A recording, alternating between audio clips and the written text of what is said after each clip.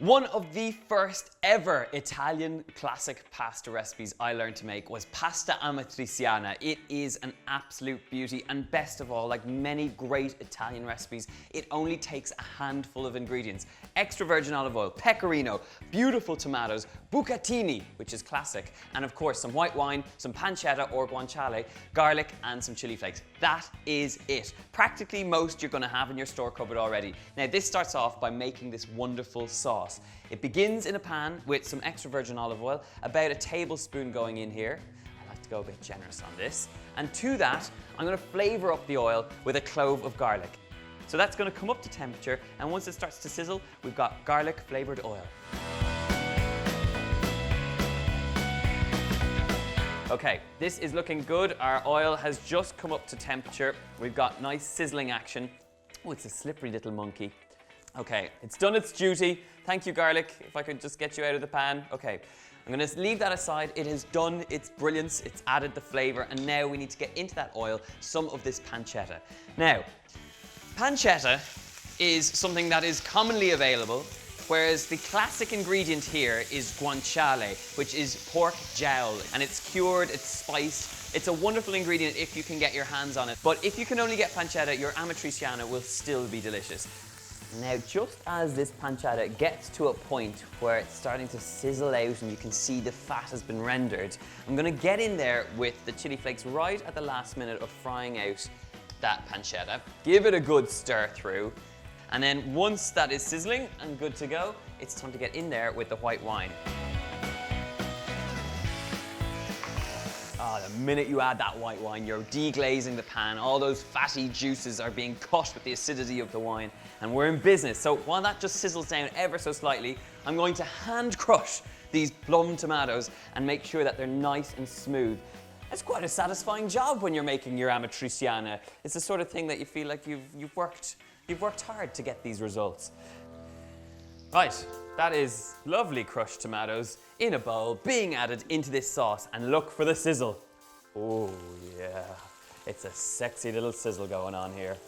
Just get all those tomatoes into that pan with the white wine, the pancetta, and really what we're looking for is to develop the flavors and have that contrast between the fattiness of the pancetta and that sort of sweet tartness that you get from those tomatoes. Simmer it down, and while that's happening, we're just going to degunge the hands and get our pasta on to cook. So the pasta that you use for Amatriciana is very important. Look out for this bucatini, which is these fantastic kind of spaghetti-like strands, but they're kind of thicker than spaghetti, and they have this tiny little hole in the center. I don't know if you can see that on camera, but it's a tiny little hole, and it makes the perfect kind of vehicle to soak up this sauce.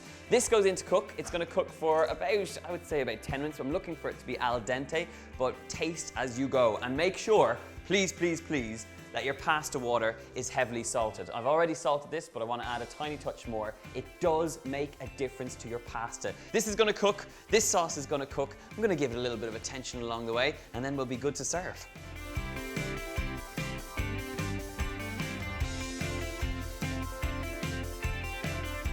Right, this pasta should be nice and al dente right about now, and the best way of checking that is to not throw it against the wall. Don't do that, because you'll just end up with a mess in the kitchen. Is to basically take it out one strand at a time. Fantastic. Really good. Very nice. Perfectly al dente. And this sauce just needs a touch of salt just to bring it together and make sure that that balance of flavor is just about correct. So straight from that hot boiling water into that tomato sauce. The advantage of doing this rather than draining it is that I'm going to take across some of that pasta cooking water, which is salty. It's also got that starchiness that will help give us a lovely finish to the end of this sauce. So pasta goes in, and then it's just a case of getting in there and giving it all a good stir up with a tiny touch of pecorino cheese. Pecorino has that lovely sort of creamy, salty bite.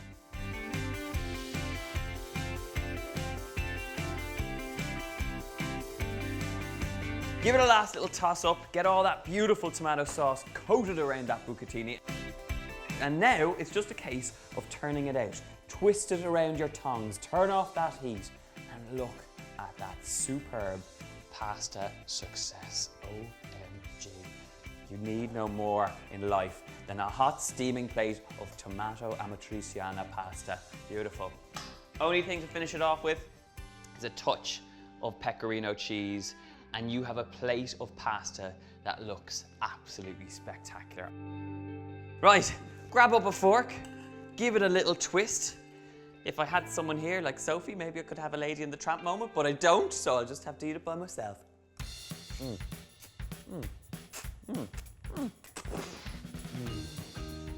Oh yeah. Do you know what? Hands down, the best pasta recipe I'm pretty sure I ever make. It's the simpler ones that just taste fantastic. There is that hit with spice, the hum of it. You get the sweetness of the tomatoes and the sweetness of the fat and the pancetta, the crispiness, the saltiness. And it just gets wrapped around that pasta in the most beautiful way. But please try it with the bucatini. It does make a difference to how you enjoy this pasta sauce. It is an absolute classic. I hope I've done it justice. Please, if you like this recipe, you will get it in the box below over on my website. Hit subscribe and get more delicious recipes just like this one. Leave me a comment in the box below letting me know if this is close enough to your classic Amatriciana. And of course, I'll see you soon. Happy pasta making, my friends. Goodbye.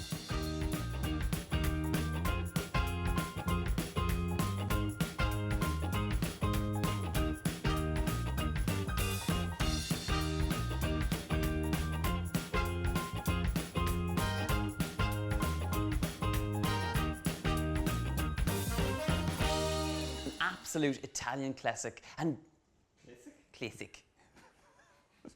Classic.